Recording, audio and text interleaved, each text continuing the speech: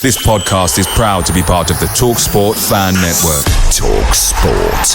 Powered by fans.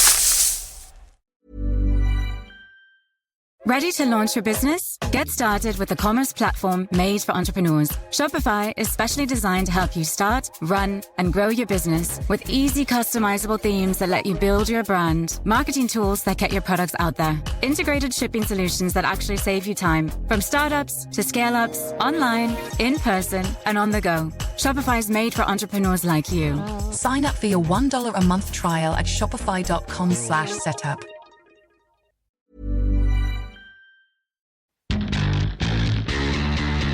This episode is proud to be sponsored by Now, where you can stream Sky Sports flexibly. Catch the biggest games this season how you want, when you want. The football season is back, and you can keep up with all the action on Sky Sports with a Now membership. Whether you're perched on the edge of your sofa or hiding behind it, you can capture more of the drama this season with Now. The heat of the moment, the 90th minute winner, that last-ditch tackle, the pride on the line, and the best bit, you can dip in for the derby or stay for the season. With a Now month membership, you can stream all Sky Sports channels flexibly. No fuss. Go to nowtv.com to find out more about sports memberships. 18 plus, UK only. Minimum speed 2.5 megabits per second. Live scheduling may be subject to change. Full terms apply.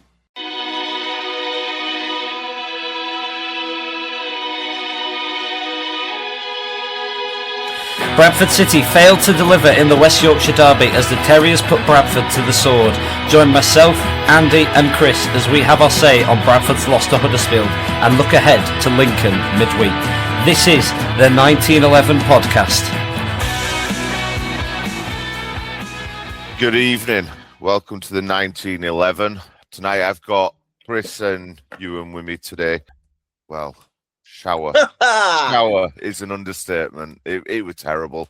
It's the poorest game of the season that I've seen from a City side. It's the poorest. I'm going to stop you straight away because I'm going to say that first half. Let's get straight into it. Let's just do it. Let's not mess about here. For me, I was talking to a few people about this, and they were saying that the Mansfield or Stockport, for instance, the first half against Stockport, which we actually ended up winning, was the worst first half. I think that is the worst first half of football I have seen from a Bradford City team in a long time, in years, because we just didn't have anything. I'd agree with that, to be fair. I think I'd take it a step back from that. I was at the game with my cousin talking about the comparisons, a lot of big games we've been to over the years, and we're comparing it to the Birmingham away game last year, where, again, playing a side that was riches above us, much better, going into it as the underdogs, but in that first half we were absolutely awful, but we didn't have any of the ball as a chance to do anything or do anything with it. In that first half at Huddersfield, we got the ball and we did nothing with it. No, we did absolutely nothing with it. Yeah, and that's the difference, I think, of playing a really good side, obviously, that are on paper better than us, versus, having slight bits of the ball and not doing anything with it. I'm kind of bored of that kind of thing. I mean, listen, so me and Ewan went to the game together as well, and I kept hearing all the time was comments of, yeah, but do you remember when we played this team, or we played this team, we played this team? And it was like, but we're playing this game today. And for me, I just felt that first half was appalling. Yeah, it definitely was the worst all season, definitely. It was horrible. There's no ifs, buts, or maybes about it. Not one of them players looked up for it today. And it's really disappointing, especially when you've got the gravitas of it being a big derby game. You'd expect players to be up for it. We were so slow, pedestrian. I mean, you can go ahead and, I've seen people on socials saying Graham got it wrong today. Graham may got it wrong. We'll go into that. That's fine. But at the end of the day, you're a professional footballer. You've got to have that pride in your own work to at least go out and give it your all. I can't say hand on heart that any of those players gave 100% today. Not a chance. No, and I completely agree with your views on that one. I think that you had a real full backing from us, and within 5 minutes, you went, we're in big, big trouble here. The one thing that I would take from the game, or certainly from the first half, as we're talking about that, is that I felt like it was League Two football from us, where we were constantly lumping the ball up forward, just hoping that there'd be someone that would come onto it. End up going to a Huddersfield Town player every single time. But even when we were trying to play it out, it were always the touch wasn't there, the pass wasn't there. Everyone was so much off the game, so you kind of had to go long because there were not. Even when the easy ball was there for that easy pass, we couldn't make a 3-yard pass. But I think that's even worse. They were constantly around every single player with the Huddersfield Town players. They were. I mean, again, I hate to say it, but I will give them respect because they were literally every time it looked like we were going to pass the ball, there was a Huddersfield Town player or two that were on that ball. And it literally got to the point where we were putting in stupid balls over 20, 30 yards, hoping that it might hit someone. I think it was the first 17 minutes. We didn't even have the ball in possession in their opposition's half. And you kind of go in, this ain't going to end up well. And it was just a really, really frustrating day. Do you think Alexander got it wrong then? It's a fair question. And it's something that I do want to talk about a little bit later on, is that, do I think he got it wrong? Yeah, maybe. I think Manning did us properly. I mean, it shows how terrible a manager that Lee Grant is, that they look really good. I think we have to look at the. Well, with the money they've spent, I think I'd be able to walk into that dressing room and get them firing enough to better than Grant did. And I think that's a fair point, Ewan. And I think that one thing that we have to look at is they have got a ridiculous amount of money. You know, I wouldn't be surprised if they have 5 times the budget. I mean, they've just literally brought in a player from Plymouth for £1 million. Do they have more money than us? Yeah, probably so. Probably. However, come on, be real. Probably. No, but it's fair. But one thing that really frustrates me the most about today was, at the beginning of the season, when we were playing them, we were beating teams. We wanted it more than them. And I think that ultimately that actually was the reason why we were winning the games. I did not think for a second today that we wanted it more than them. No. Not for a second. Even in the second half, we didn't really trouble them. Just every 50-50 that we went into, we lost because we didn't go with conviction, which is why the ball was dropping every which way to them, because they were the ones throwing themselves in, getting the ricochets, because they're trying for the ball, throwing themselves about, whereas we didn't. Josh Nerfil. Yeah. Yeah. Every time that ball went out for a throw-in, he turned his back to the ball and just. Well, that's how he conceded the goal. Yeah, he just walked off. That's football in 101. You don't turn your back to a ball when it's gone out, and you get on it. Like, you've lost the ball, recover. And did he recover? Did he enough? But I think the thing is about with Josh, it's something that we've certainly learned over the last 2-3 months about Josh, is that he's a confidence player. And I'm sick and tired of these confidence players where if it's not exactly going well for them, that they absolutely sink and they really, really struggle. And I look back at last week's game, to be honest with you, where I thought actually Josh played really well. I mean, he got in the team of the week for the EFL League One. Not knocking Josh, but I'm not quite sure why he did. But he took on his man and he looked quite decent for the first time, I would say, for a long time, really. This is a problem. And when it wasn't going well for him today, he just sunk and he just literally went into himself.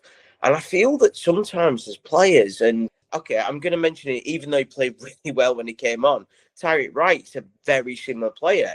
If it's not going well for them, they just disappear.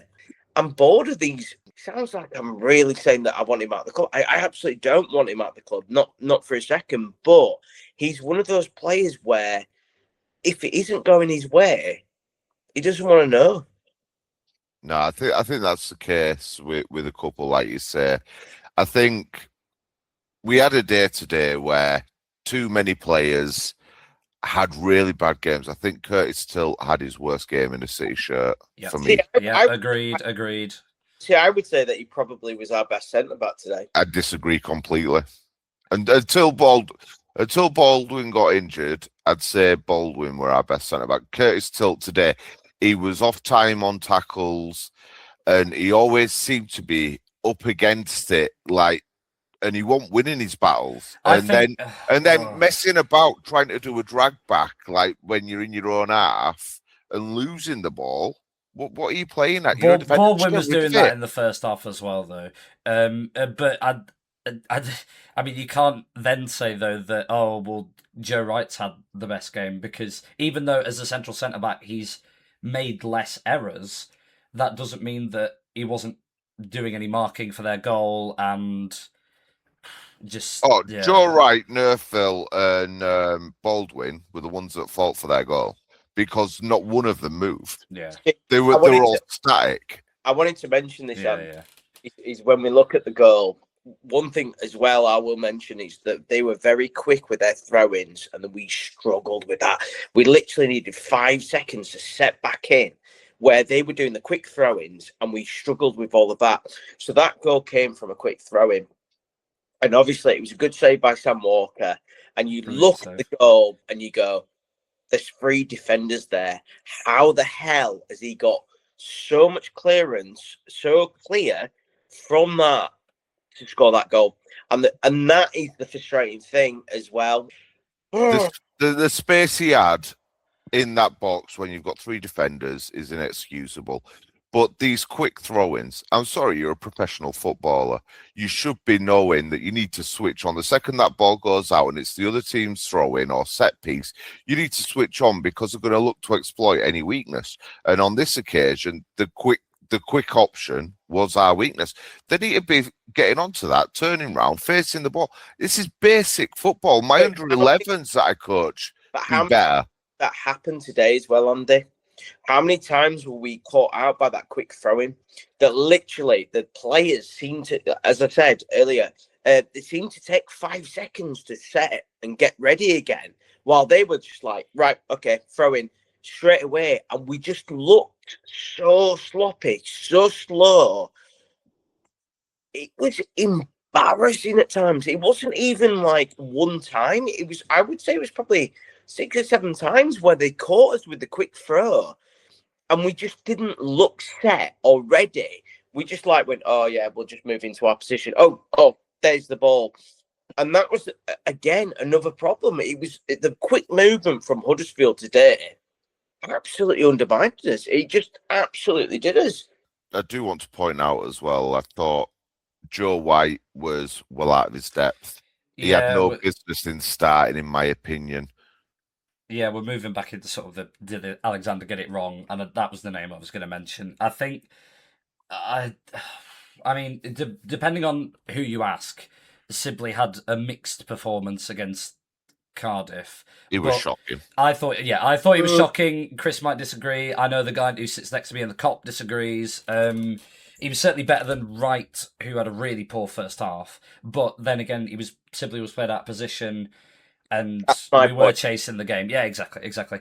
But he should have started today. I think, of course, Sarcevic injured, really frustrating that, because he would have been very good for this game. I think a level head, nice old squad player to really guide the squad through this tough fixture.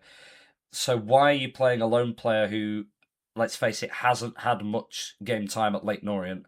I mean, I saw someone on Twitter say that I can see why he hasn't played much for Leyton Orient, and as harsh as that is to say, he couldn't get into the game at all, and he was deservedly hooked at half time. I mean, the point is with Joe White is why he wasn't getting game time. He was injured for quite a while. All right, okay. I'll sort of retract that statement. But that was part of the reason why. Yeah. Yeah. Okay. I'll retract that statement. But yeah, he was massively out of his depth, and I would have preferred. I know Sibley's only 24. Or yeah. Yep. Same age as me. That's depressing, isn't it? Yeah. Anyway, moving on. It's just football, isn't it? I don't think Sibley did much when he came on. I don't want to trash him Disagree. too much. I'm not a fan, boys. I'm really not. There's something about him. I thought he had opportunities. He had an opportunity in the second half where he could have squared the ball, and it most likely have ended in a goal. But he didn't. He chose to go for goal, and it were Daisy Cutter at best. It was terrible, and he's just making the wrong decisions. But This guy shouldn't be making these wrong decisions. I mean, he was an infinite improvement on Joe White in the first half. But I mean, you're looking at there was more space, obviously, because of the red card. They sat off after probably the 30th, 35th, 40th minute. But was still a massive threat on the counter. So we had more of the ball and more space to work. But yeah, it was an improvement, but still just not enough. None of it was enough, really. I would say as well, right, and I'm by no way means shirking that City were dire today. We were terrible, but the referee played a part today. No, I'm not having this. No. I'm really no. You could not have it all you like. Right. Let's take turns. Let's take turns. Andy, present your argument. Let me say my piece, right? So this referee, massive homer today. They've ended up going down to 10 men, which should have happened a lot sooner. We were getting nothing. The first 5-10 minutes, it were turning into quite a juicy, saucy derby. Then the rest started getting picky. And anytime we got near a Huddersfield player, they went down, ref gave it every time. But I would say to you on that one, on the flip side of that, Andy, is that he was consistent. And you might laugh at that one, but he was very consistent with that. But also consistently just giving them the stuff. A Huddersfield fan, because I'm getting quite a lot of pelters on Twitter because obviously I was taking pictures of their stadium and the fact there was no fans there, and they're telling me that I was taking pictures 30 minutes before the game, which I didn't actually.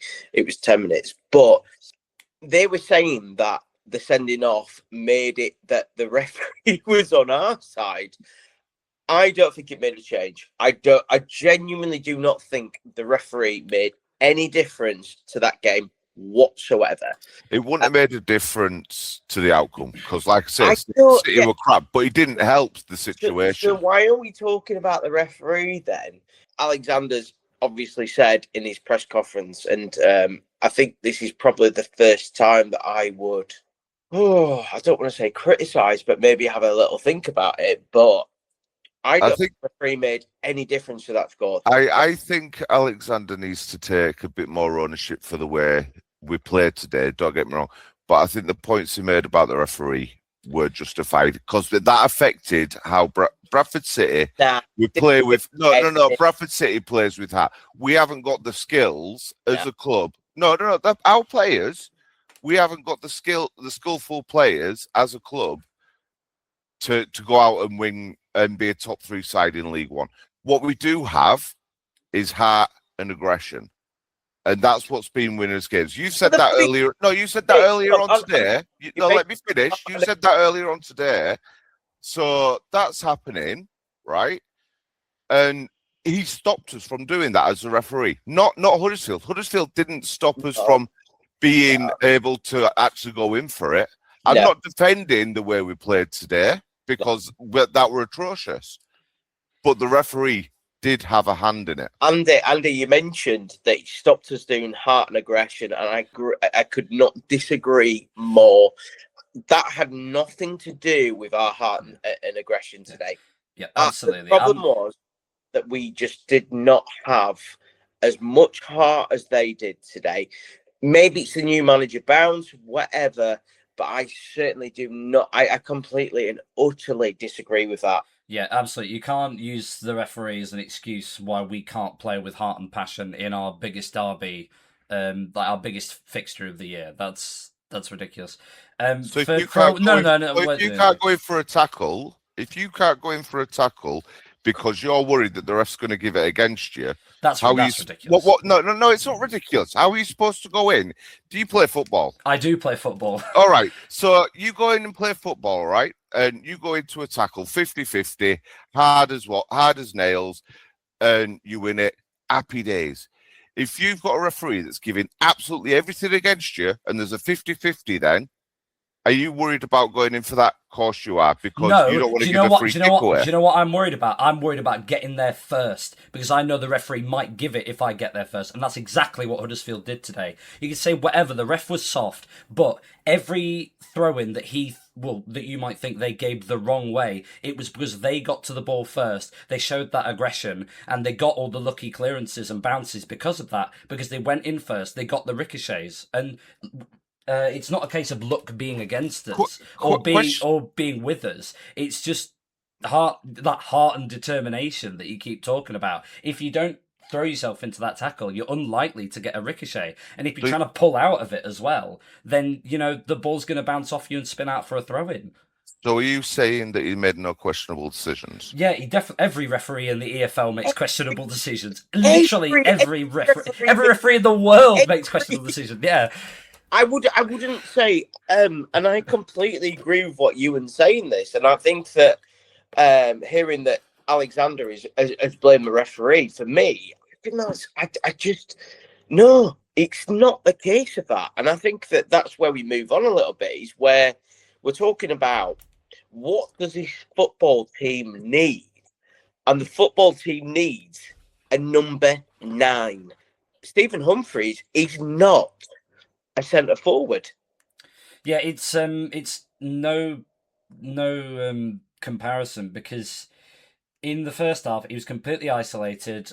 He wasn't moving for any balls because he's working with scraps. It's not an ideal situation for him or the team. In the second half, when he had Cav alongside him, he was allowed to drift wider. He played much better. Admittedly, still not good enough, but he was much better.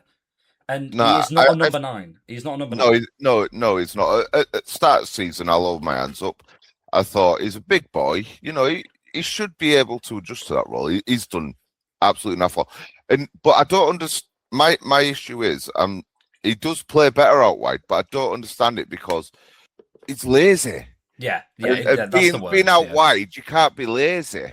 Yeah. So I don't understand what triggers his mindset when he drifts to the left to be able to go for it, but he won't do it in the middle of the pad. Does that make sense? Yeah, I mean, I would slightly disagree, and I think a lot of fans will probably come at me on this one, is that I would say that I don't think he's necessarily lazy. I think that he's so used to being a winger that has been made to play in that centre-forward position. He's not a centre-forward. He doesn't have that centre-forward brain. And I think that big problem for him is that obviously a lot of fans are kicking off with him saying that he's, so-called lazy or whatever you want to call it. I don't think it's that he's necessarily lazy. I just think that he's not a centre-forward. And something that I would hope that Graham actually start. I mean, it sounds like I'm absolutely hammering him here, but I'd like to think that Graham starts to realise he is not a centre forward. And the one thing that I will say about this, we do not have a proper number 9 at the club. You could say that Will Swan might be, but I don't think Will Swan is that player. He's a centre forward, but he's not a number 9. And we're using that in a colloquial sense of, you're thinking about your strikers like Andy Cook, who are traditional number 9s. Yeah, and obviously there's a lot of talk today where people are going, well, Andy Cook's been, he's been sold on, he's gone on loan to Grimsby, scored today, and everyone's going, well, he would have been perfect. We all know that, or certainly I feel that Andy Cook was never going to get in that team. I don't think that he is, I love the man to bits and what he's done for this football club, but he's not the right man right now. We, for me, have to invest in a number 9. We have to have a number 9. Otherwise, the season is going to fade away. Sorry, I just want to bring it back just to the comment on Humphreys, because I do want to say something that I truly believe. And I'd boil what you said about it's not that he's lazy, he's just not a number 9, back to an even further statement of any striker who wants the ball at feet and considers themselves their skill set to be, ball on the ground, I want to take people on, which I think we can all agree Humphreys, traditionally played as a winger, he wants the ball at his feet. If you're getting fly balls diagonal over the top every minute of every game, and your job is to just chase lost causes and generally just run about without the ball. You're watching the ball come over your shoulder. You're not getting enough service. You're not getting the right service either, and you're not playing how you want to. Of course, you're going to be called lazy because you're not playing the football that you want. I can imagine that he's frustrated. I mean, we've seen Cookie frustrated in that role before when he's getting terrible service. We're just pumping the ball down the line. He doesn't want it down the line. He wants it in the centre. He don't want to have to chase every loose ball. It's frustrating for him. I think I do as much as I'm frustrated by him. I do feel for him because he's in a bit of a rough situation. I might be wrong. So if I am, I do apologise. But I'm sure Graham, when Humps came in, Graham said, "This is where I want you to play." Humps agreed. And Humps agreed. So to me, I get your point completely. I really do. But that can't be an excuse for Humphreys. If he's agreed to play, if he's agreed to join the club based on going into a set position, then he needs to give his all to it. And he's not. I could be told that I'm going to be a goalkeeper. I'm like literally 2 foot tall, right? And I could be told that I'm going to be the goalkeeper for Bradford, right? Am I going to take that contract? Of course I am. I think that that's got no bearings on the actual situation, because at the end of the day, you could tell anyone that they can do anything. It doesn't mean that they can do that job. Yeah. I think for like Humps, if he's been brought in and he's been told, all right, okay, I think you're going to be a centre forward, here's your wage package, whatever, you're going to do it. You're going to try and do it. You be that player that you're expected to be. At the end of the day, that's great. And that's all, the fact is, he's got that pay packet. He's been given that position. Doesn't mean he's good in that position, because he's not that good in that. I'd boil it actually down to signing in a position versus signing for a role. He signed for his position, not for his role. He's a forward. We've signed him as a forward, but the role is something he's not comfortable with. We could talk about this all night. I think we've got so many issues clearly with the game, but as you mentioned, and we've agreed, the heart and the soul was kind of missing from today, that fight and determination. Now, I don't entirely agree with this, but Andy is adamant that the fight has been taken out of the dressing room with the loss of key players this window. So you've got Pato, Brad Halliday and Andy Cook, with the key players of what we would call sort of your senior leadership team being taken out of the squad. Yeah, I'd probably agree with that. Like it's obvious. So it's obvious to see, isn't it? If Brad comes in today, he's leaving his heart on the ground, 100%. Andy Cook comes in today, again, his heart's there. Pato comes in today, he shatters into a million pieces because he's made of glass, but he leaves his heart out there today. I feel like we need to move on from these players, and I get that completely. That's the end of the conversation. But no, it's not, because has it been too much too quick? Have we taken too much out? Let's break it down by appearances this season. So if we start with Pato, who's barely featured this season and has been injured for a fair bit of that as well. I don't think his impact has affected the team at all, because we have replaced him. That's a key word here. We replaced him with Metcalf, obviously, who's now firmly our other starting centre mid.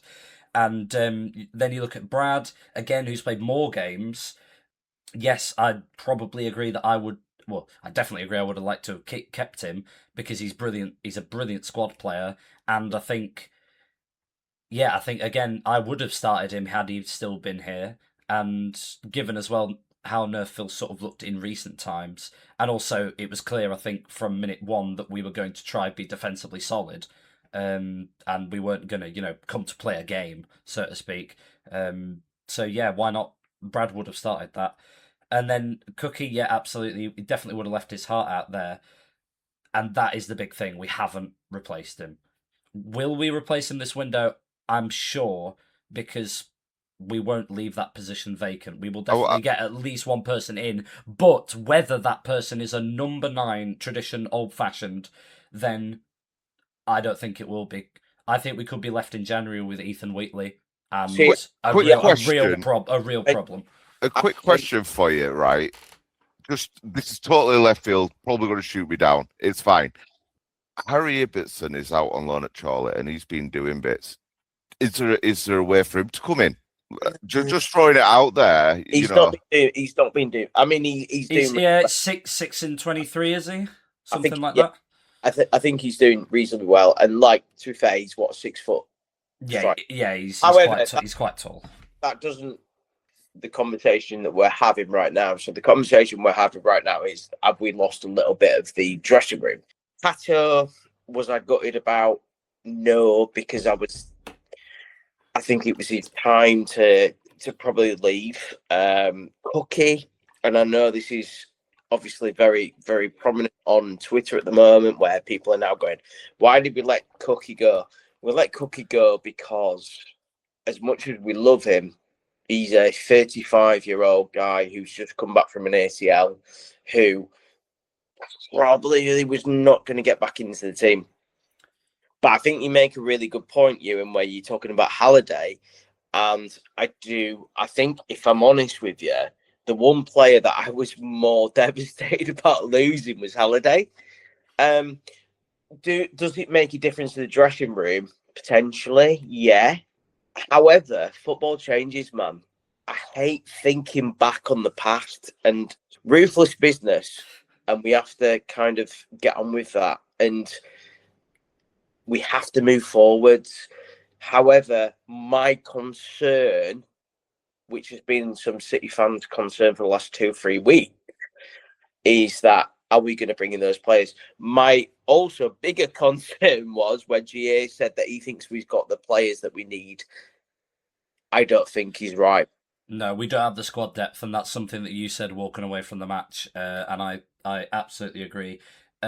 Just a reminder, if you've forgotten, the subs that we brought on today, off the top of my head, included a player who's on loan, a striker who has only scored once for us this season, and we generally consider his League 2 quality, a midfielder who's been off it since September and hasn't been in the team, and then someone else who's on loan.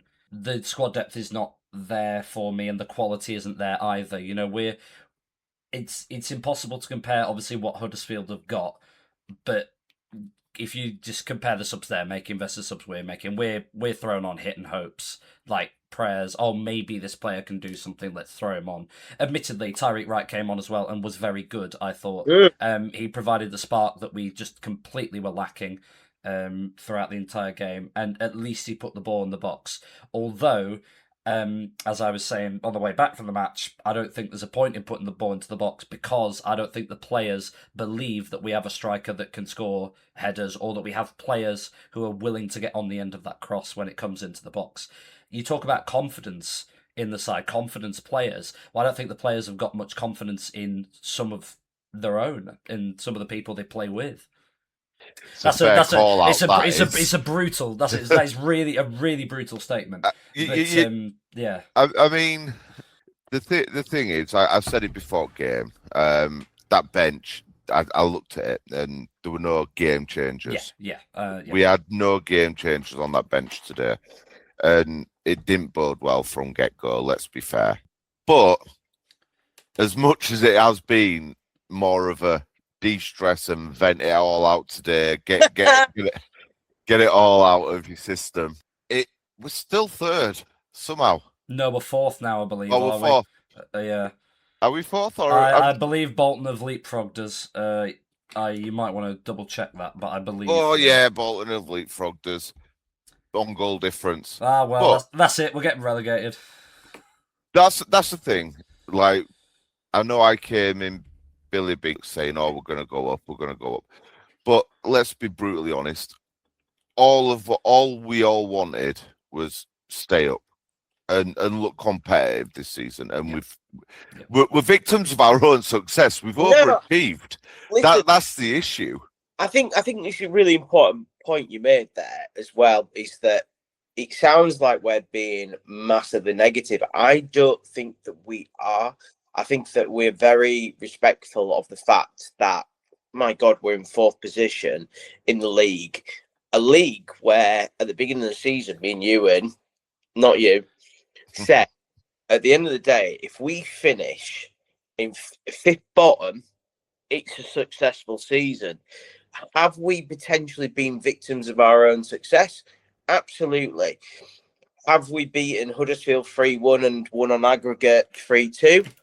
Absolutely.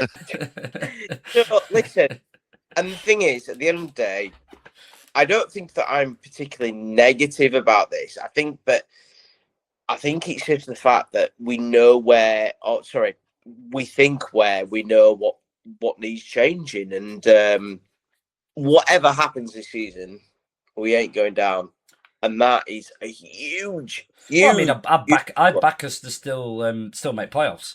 Like I'm not saying we're being hyper negative here, but you've also got to remember that as much as we're slandering these players, these are the players that have got us into 4th in the table. 100%, and I don't want it to sound like. And also, we've got 2 games in hand. If we were not 2 games in hand, we could be back up to 2nd. We won't, but we could. Absolutely, and you know what? It's been a funny old season, but do you know what? One thing it's been a great season. We've really enjoyed this season. We've had so many years in League 2 where we have had dreary moments. I love the fact that we're getting really angry. Well, no, not angry, but like having a conversation today. Do you imagine if we'd have thought about this a year ago and we'd have gone, oh, by the way, a year later, you're in 4th position in League 1. What we have done for that? Yeah, we'd have bitten hands off, to be fair, and it has been good, and it will continue to be a roller coaster. That's what football is at the end of the day. But we do digress. Ewan, give me some scores on the doors from today. Yeah, so there was the one other early kickoff in League 1. Cardiff drawing at home to Stockport 1-1. There was, of course, a game in West Yorkshire we were talk about. Just about the Cardiff game, I think Salek. Yeah, Salek. He got stretchered off. Worth pointing out there. Yeah, he did get stretchered 12 off. minutes he was receiving treatment. Apparently, Stockport players were quite dirty with it. I think I saw the replay, and the Stockport player sort of backs into him, and Salek goes over the top of him or something like that. And there were a lot of Cardiff fans very angry on social media. Concern about his neck. Yeah. It's not looking pretty for him. No, well, I mean, unfortunately, we've played him. But anyway, when they did play us last week, Salek was pocketed anyway by Baldwin, so tit for tat. Just signed a new contract this week as well. Oh, rough. Very rough. Staying down south, Plymouth beating Luton 1-0. Plymouth continuing to rise up. Luton still faltering a little. Blackpool 2, Northampton 0. Bolton getting a 91st minute winner, a penalty from Burstow to beat Leyton Orient. Doncaster 3, Wigan 3 is your game of the day. Joe Taylor scoring on his debut for Wigan. And another. Doncaster were 2-0 up at half time. 3-0 up, actually. They're 3-0 up, and so 3 goals either side. Moxon on loan from Stockport, isn't he? Yeah. Scoring the equaliser to make it 3-3. Port Vale 1, Exeter 3. Still can't buy a win, the Valiants. Reading 2, Barnsley 2. Rotherham 1, Wimbledon 1. Stevenage 1, Mansfield 1. Wickham 0, Peterborough 2. Peterborough still rising up through the leagues. Yeah. And as we already mentioned, that does leave Bradford in 4th, but with 2 games in hand over Bolton, who are level on points with us, but have a 2 better goal difference on 9. Lincoln, who are our opponents on Tuesday night, have played 1 game less than us, but have a much better goal difference on 15 and currently sit on 52 points, 6 ahead of us. And worth pointing out that the gap to outside the playoffs is still 7 points, with us having a game in hand over Luton, who sit on 39. Huddersfield closed the gap to 4 points as well, but we do have 2 games in hand on them. So we've got Lincoln on Tuesday night, and me and Ewan did an interview with Jake, and here it is. So an extra part from 1911 today. I'm really happy to say that we've got Jake from the Here from the Lincoln podcast. No defeats in 10 games. 22nd of November away at Wycombe was the last game that Lincoln lost. Form table at the moment as well at home. It's 14 games, it's 10 wins, it's only 1 loss. It's been a great start, and Lincoln are the surprise teams this season, right? Yeah, I kind of understand your element on Bradford being a surprise team because you guys have just been promoted to League One. We've now finished in the top half for the last 4 years. So to me, as a Lincoln fan, this is no surprise. We've got to a playoff final at this level in the last 5 years. If you can remember, 23-24, we went on an unbelievable run towards the end of the season when the manager first came in. And we went 16 unbeaten, got 42 points from the last 20 games and nearly gatecrashed the playoffs, missed out on the final day. So whilst people may say we're a bit of a surprise package, as a Lincoln fan, I'm actually I maybe not expected to be second, but certainly expected to be up there in the playoffs given how open the league it was. But yeah, I mean, you've mentioned it, that whether it's a start to a season or whether now the table is actually exactly where we should be, it's been fantastic. The home form has been great. I mean, I look at all the games that we've dropped points in. The Huddersfield game we probably should have won. The Mansfield game we would have won if Sonny Bradley hadn't got himself sent off. We were in control of that game. The Wigan game we had a chance right at the end. Sam Tickle made an absolute worldie of a save, and then the Exeter game, which is the only one that we lost at home. We were kind of disappointed that it was 0-0 right at the end of the game because we absolutely battered them for 90 minutes. And then they scored with their only shot on target. So I feel like we could have won all 14 games from home, which is bizarre. But yeah, no, it's been good. It's been very good. Not expected when you know the ongoings at the club in terms of the people at the club are so good at their jobs. Jez George, director of football, our recruitment over the last sort of 7 or 8 years has been spot on. So I'm kind of surprised that we've been this good, but I'm not surprised that we're in the top 6 race, certainly, if you get me. Yeah, I think it's something as well, like you've had no defeat in 10 games. I mentioned as well, that going back to Wycombe, you always seem to be grinding out the results. That's probably a little bit unfair, actually, because I think you've been playing some really good football. I watched you, we were recording this on the Friday, I watched you against Burton last night, and I think on the counter-attack, I think you're a great team. So what are the players that stand out for you in this season? Who's been really instrumental in your raise up into second in the table? Yeah, I think the back 4 as a whole have probably been maybe even 4 of the highest performing players in their positions in the entire league this season. I mean, Tendai Darika at right back's been phenomenal for 33 or 34, whatever Tens is now. He's been like up and down. We had Lars Sorensen, who you may know plays for your local rivals. He was ours before. He was unbelievable. I thought we'd do really well to get someone in to be as good as him. Tendai has been probably better. Another familiar name for you guys will be Adam Reach, who obviously played for City.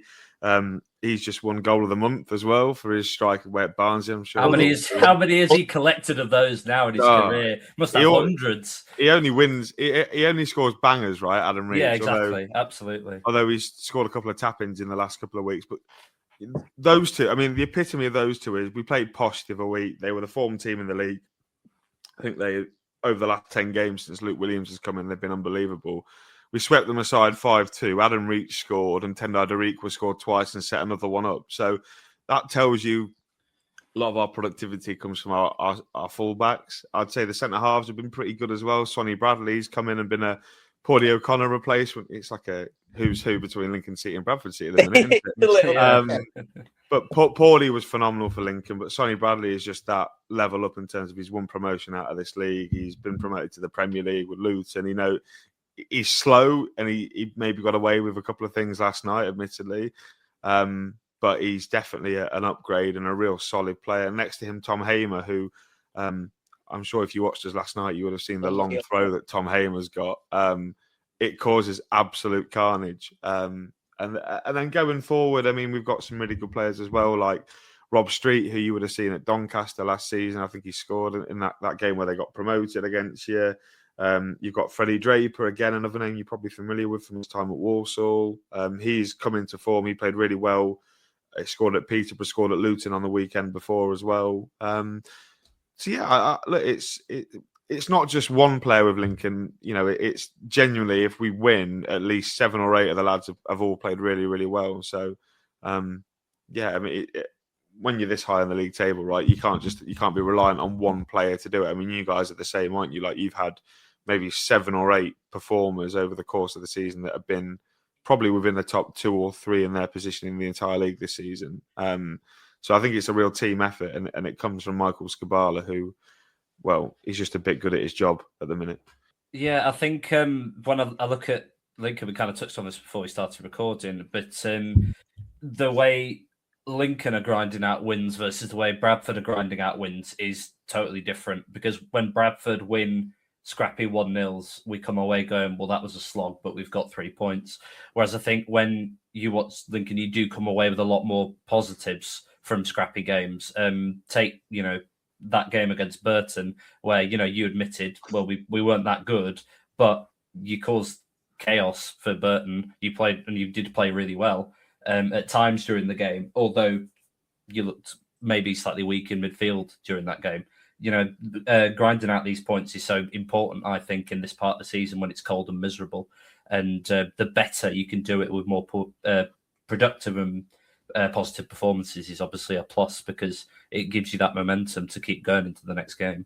Yeah, honestly, having covered League One as a whole last year as well with Nappers, I think we remind me a lot of Wrexham last year. Obviously, they went and got promoted and spent a fortune, but in terms of the way that Wrexham always got on the side of the final results, like they won so many games 1-0 at home last year, and they still do it in the Championship at the minute, aren't they? But they were very good at doing this sort of thing and playing well in those games as well. They've got way more resources than we have, because they're about to spend 20 million quid on a striker, aren't they? Yeah, no, it's ridiculous, isn't it?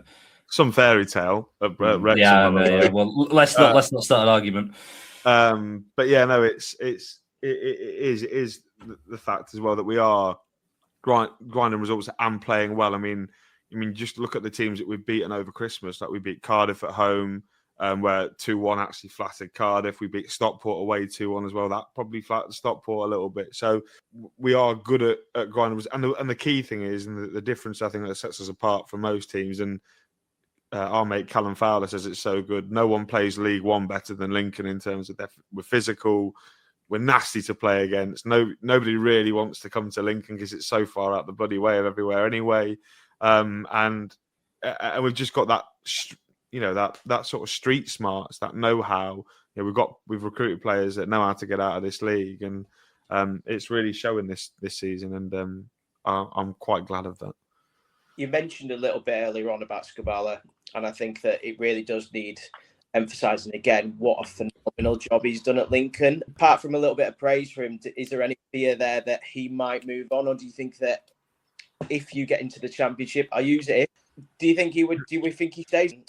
I think that was just paper talk, because the Graham Alexander's name was in the mix of that. I think they were just trying to upset as many names as they could in the league, because they named every manager basically that's above them as a possible replacement. I don't think it was ever a realistic one personally, and I don't think Skubala would bail on a project that he's been building, like you say, for quite a long time, and that it's culminating in this season, isn't it?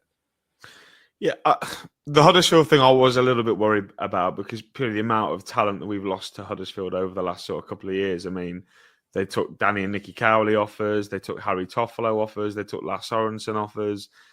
They ended up being able to afford Joe Taylor, who I absolutely adored a couple of years ago. He's obviously 3 million quid they spent on him and loaned him out a year later. It's a great business plan from Huddersfield. I was a little bit purely because of the history. But when you look at the cold facts and where Huddersfield are now and where Lincoln are now, Lincoln are streets ahead of Huddersfield, and that feels bizarre to say, given how much of a bigger club they are than us. And I'm a Lincoln fan that knows our place in the food chain. They can just come and buy our best players if they want. But am I worried about Michael taking a better job? I think you want to be worried about your manager taking a better job, because if you are, then that means that you're doing well on the pitch at this present moment in time, which we are. I think he'd stay if we got promoted. I don't think he'd leave. Lincoln are very organised behind the scenes. They are very. Michael knows his place. He knows exactly what he's doing. He knows the expectations of him. He's got great relationships with the director of football, the chief exec. I'd be very surprised if Michael got us promoted and ditched us for somebody like West Brom or Middlesbrough. As much as a good jump it would be, Michael just seems like a very good fit for Lincoln City. And the thing about Michael is what you don't see is it's not all been sunshine and rainbows at Lincoln.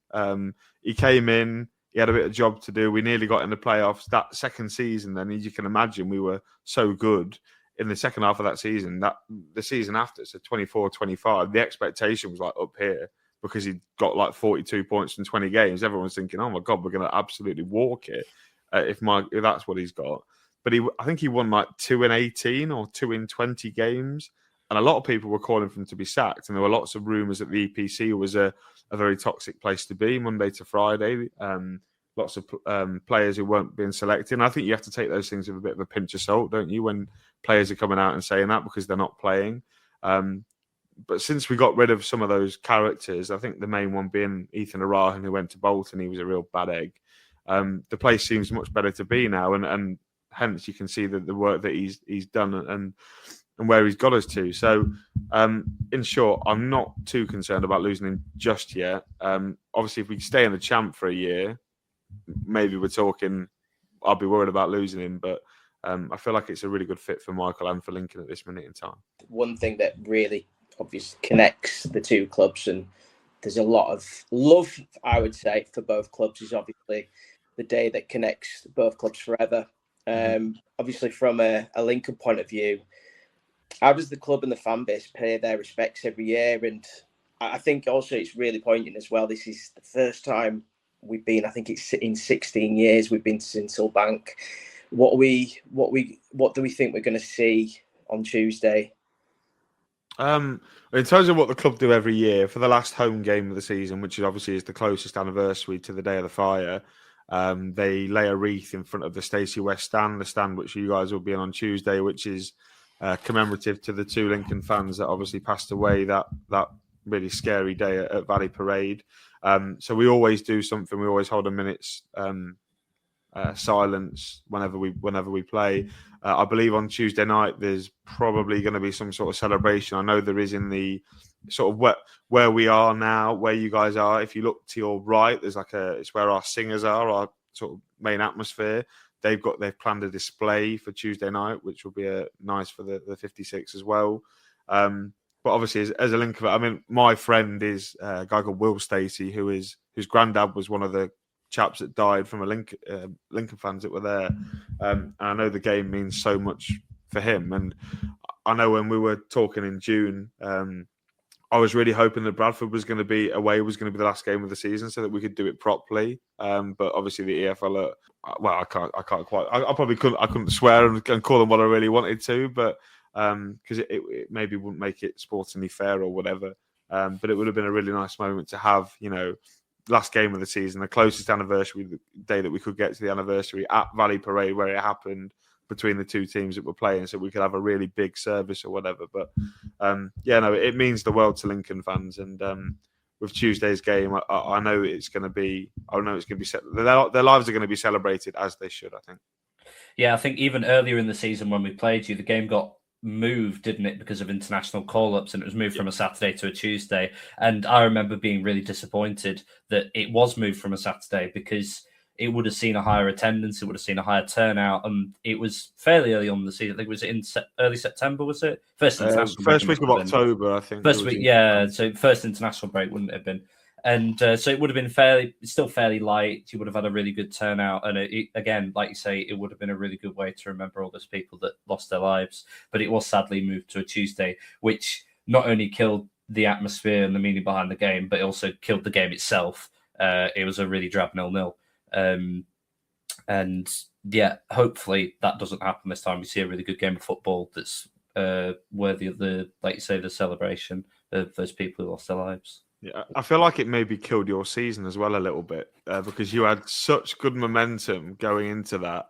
And to be honest, I mean, our internationals were kind of like 21 internationals that didn't really play. So we were just thinking, right, let's just try and stop Bradford. I wasn't going to say that it was quite dubious. I was going to leave it off the table, but since you've mentioned it, it certainly was. And from our point of view, I mean, I think obviously if roles were reversed, I think any team would try and do that, because you guys, I think you'd won every game at home before then, hadn't you? Including some really good wins against some good teams. But that game itself, what I can remember of it was really tight. I think the best way to summarise it was you had more chances, but I think we had the better ones. I mean, I look at some of our chances in that game, like Collins had one from about 6 yards out, which I think James Collins probably always scores anyway. I think we had some really good chances in the second half. Ben House had one that he put straight at Sam Walker. But you guys, obviously, I think you guys had lots of you had lots of half chances. But yeah, no, it was a really good game, well contested, I think. And I think we're probably due one on Tuesday night. I think it's going to be a real barnstormer. But I think you guys have got to come to us and try and win, because obviously, knowing the situation that it could be if you lose, it doesn't take you out of the top two running at all, but it certainly gives Bradford the work to do if you're going to get automatic. So we've just heard from Jake on Here for the Lincoln ahead of Bradford's game away at Sincil Bank on Tuesday. Lads, what do we think for predictions on Tuesday night? Would you like to tell the class what it was? So the best bit was that I got a lot of abuse for giving 2-2 for today, which is the Huddersfield game. I said 2-0 City. After watching City today, do you know what? Stuff it, 2-0 City. You think there's going to be bounce back? I think it rests entirely on whether we get a number 9 over line before Tuesday. They're not going to come into the team, though, mate. No, they're not. They're not going to start out like that. Do you know what? I'm going to be on the fence. I'm going to go with a 1-1. I think I said 1-1 as well. But then again, like Chris for the Huddersfield game, I'm on double jeopardy because in our episode last week I said 3-1 scoreline in favour of Bradford for the Huddersfield match. Complete repeat of what happened in September. And then with Jake, I said, well, we definitely won't lose against Huddersfield because we're yet to lose back-to-back. And now we have lost back-to-back. So now we have lost back-to-back. I don't expect us to lose back-to-back-to-back. I think we'll have probably learnt from our mistakes, especially against a really, really well-funded and well-organised Huddersfield side who did rip us apart. Not to say that Lincoln are our worst team, because they have been definitely better than Huddersfield this season, but that Huddersfield side have been underperforming. And I think if we go there and be, as Chris has said this, and I tend to agree, that we were pretty actually defensively sound against Huddersfield, apart from the mistakes that we made, we defended pretty well. So I think if we go there and be as organised as we were against Huddersfield, and really dig in, show a bit more heart and desire, I think we can come away with a point. So I'll go 0-0 like it was in the reverse fixture. Fair enough. So we've got 2 draws and a City win, and Chris being the more positive one for a change. That's odd in itself. I keep getting hammered for this. Just big stubborn. It doesn't matter what I say because I just get hammered for it anyway. But yeah, boys, it's been a pleasure and a privilege. I needed this today. I'm glad that we recorded. And you weren't even there. I wasn't even there. My TV is out the window. Like, it's ridiculous. I feel for you boys going there today and having to witness that dross live. But that is us at the 1911, and we'll see you around for the next one. Good night.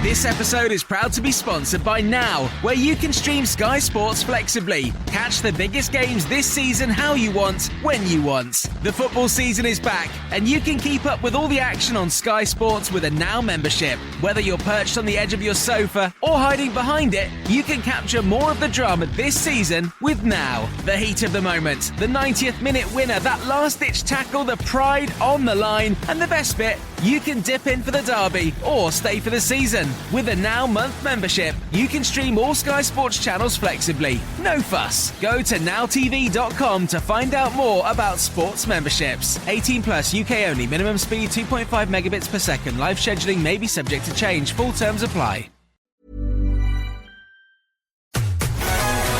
Whether you're screaming from the stands or the sofa, Virgin Bet has even more for you to shout about this season. Because we're giving you a totally free bet builder on any Sunday football match every week this season. Virgin Bet. A good bet. Use Bet Builder free bet on any match this Sunday. Min odds evens. Max 1 free bet £1 to £20. Except via pop-up. T's and C's apply. Bet responsibly. Gambleaware.org. 18 plus. This podcast is proud to be part of the TalkSport Fan Network. TalkSport. Powered by fans.